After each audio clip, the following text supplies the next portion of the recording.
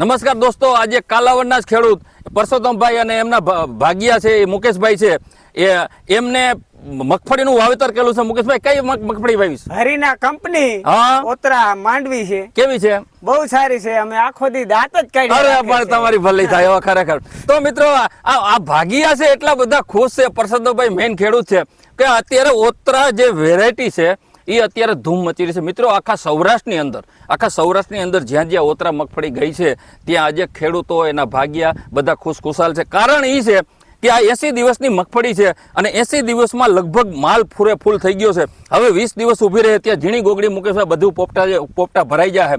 હા, અને આનું ઉત્પાદન બી કેટલું આવશે? આ 30 થી 35 જેવું આવશે. 30 મણ 30 થી 35 ખેડૂતની અપેક્ષા રાખે છે. બીજા નંબરમાં પરસોત્તમભાઈ, જે 20 નંબરનો જે કઈ ભાવ હોય, ધારો કે 1100 ભાવ હોય તો આનો 1200 આવશે. કારણ કે આ માંડવી એક્સપોર્ટમાં જાય છે. આનો દાણો છે એ સફેદ કલરનો છે, તમે જુઓ તો ભાવે વધારે આવશે. 110 દિવસમાં થઈ જશે. તમારે બીજો પાકવા હોય તો સારો છે.